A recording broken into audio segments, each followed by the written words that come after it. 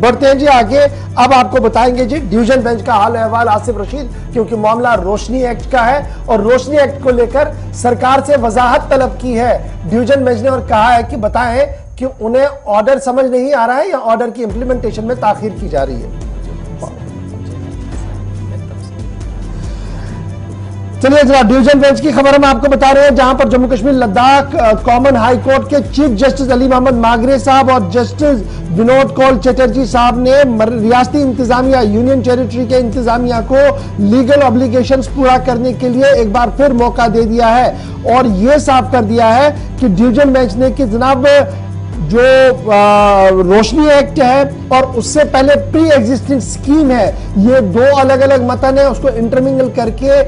जो है वो पेश करने की कोशिश ना करें। फ्री होल्ड प्रॉपर्टी राइट्स जो है वो दिए जाएं और लीगल ऑब्लिगेशंस और उन्हें इंप्लीमेंट करने के लिए, जजमेंट को इंप्लीमेंट करने के लिए राहों को हमवार किया जाए। दरअसल मामला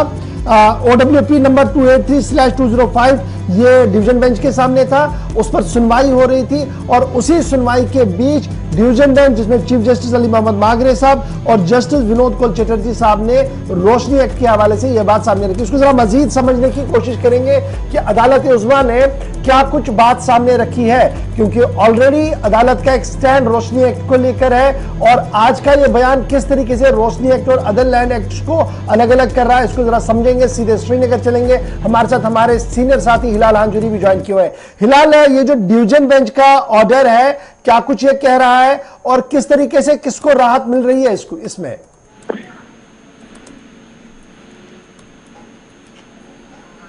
हिलाल, क्या अब तक मेरी आवाज आ रही है?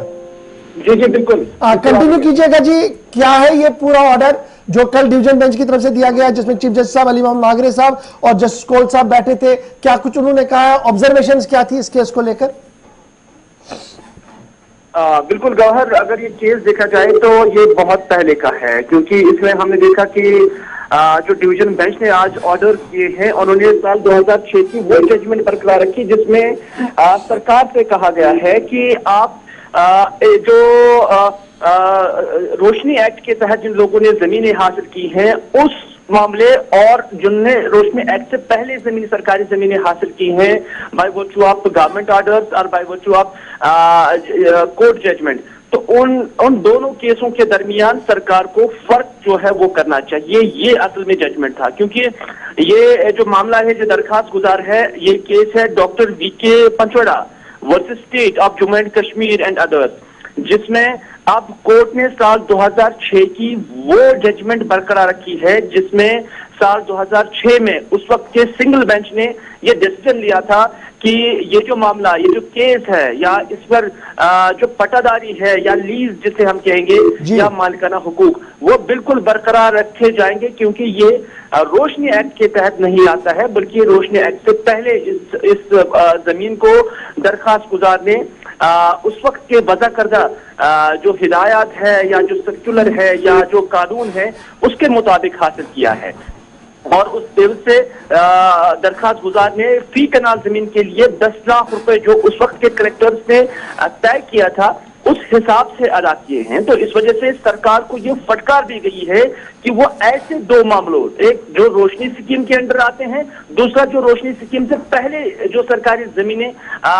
लोगों ने हासिल किए थे सरकारी ऑर्डर के एवज और सरकारी अहकामात के एवज, सरकारी सर्कुलर के एवज, तो इन दोनों मामलों के दरमियान सरकार को एक फर्क जो है वो वाज़ा कर देना चाहिए और ऐसे मामले बार बार कोर्ट के अंदर नहीं आने चाहिए, नंबर एक। नंबर दो, ऑनरेबल कोर्ट की जानब से जो डिवीजन बेंच है, उन्होंने ये भी डिसीजन दिया है कि सरकार 10 साल और 15 मौजूद अदालत 10 साल या 15 साल से पहले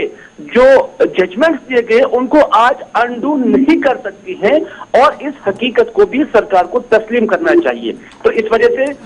साल 2006 की उस जजमेंट को जो सिंगल जज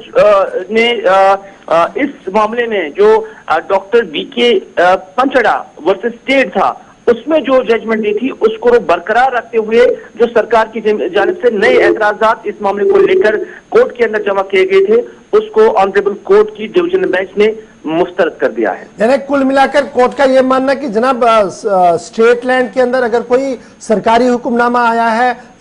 रोशनी एक्ट से पहले, उसको बरकरार रखा जाए, उसको इंटरमिंगल ना करें, और जो Jammu Kashmir Ladakh common high court की जजमेंट्स है उसको मिस इंटरप्रेट ना करें, ये तमगा दिया गया है।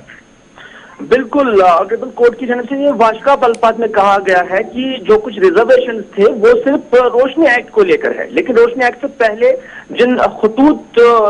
जो खतूत सरकार की जानिब से मुरतब किए गए थे, जो डायरेक्शन और सर्कुलर्स बनाए गए थे, उसके एवज अगर किसी ने सरकारी जमीन लीज पर हासिल की है, मालिकाना